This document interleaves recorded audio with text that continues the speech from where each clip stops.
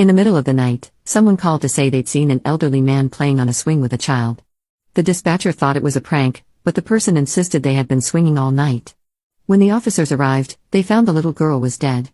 The old man kept placing the little girl on the swing again and again. The girl looked like she'd been terrified. Police arrived at midnight after the alarm was triggered.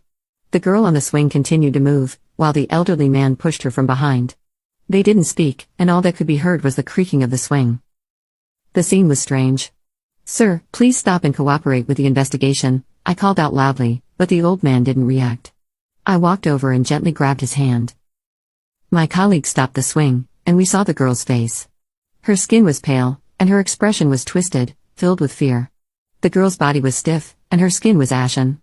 She had stopped breathing. The old man next to her seemed to be in a daze. Suddenly, he seemed to wake up and try to pull away from my grip. "What are you doing? Why won't you let her play on the swing?" he muttered to himself. "It was bright just a moment ago. How did it get dark so quickly?" I couldn't understand how he thought it was still bright, given that it was the middle of the night. When he saw the little girl on the ground, he panicked, rushing over, hugging her and calling out, "Gracie, are you asleep? Gracie, wake up." Seeing no response from her, he began to cry. "Oh God, how am I supposed to explain this to your father?" My colleagues and I exchanged glances. This man seemed to be the little girl's grandfather. The situation was too bizarre, so we took him back to the police station. The deceased girl was 10-year-old Grace Winton, the granddaughter of the elderly man. The forensic scientist was set to determine her exact cause of death. I asked the old man to explain what had happened. He told us, "This evening, I took my granddaughter to play on the swings. We had only just started for a little while when you all showed up." He looked sad, tears glistening in his eyes. How could my granddaughter just suddenly be gone? I watched him closely. He didn't seem to be lying. However, the short while he mentioned had actually stretched into almost 6 hours. I wondered if the old man in front of me might have some mental condition. I asked him to clarify, "Your granddaughter was on the swing for nearly 6 hours." He looked astonished. "What do you mean?" "We only played for half an hour." I suspected he might have dementia. Perhaps he'd forgotten the time and kept his granddaughter on the swing longer than he realized. The girl likely sensed something was wrong and grew scared, but her grandfather didn't notice her fear. The man who reported the incident said that he'd seen them around 6 in the evening after dinner, and the girl was laughing, clearly still alive.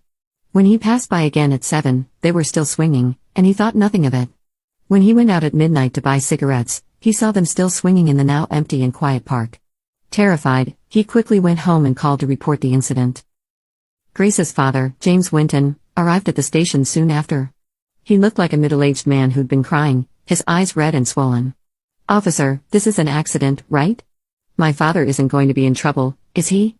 he asked, handing over a document. It was a mental health certificate confirming that Grace's grandfather had dementia. This did seem to be a tragic accident. The only consequence the elderly man would face was the unbearable grief over his granddaughter's death. James explained that his daughter had a heart condition and couldn't handle too much physical or emotional stress. "Why didn't you check on them when they didn't come back home?" I asked. He looked away. I was out drinking with friends. It's my fault for being careless." The forensic report came out the next day. It confirmed that Grace had died of a heart attack induced by fear. I sighed, considering it a sad accident. But Adrian Wu, the forensic scientist, disagreed. "It's not that simple," he said. I asked him what he meant, and he sighed, continuing, "The girl was malnourished. She was pale, thin, her hair brittle. If they cared for her, why was she so undernourished?" Adrian Wu sipped his water and went on, "My tests indicate she died between 5 and 7 in the evening. You mentioned that the witness first saw them at around 6. But where were they between 5 and 6? This swing might not even be the original scene."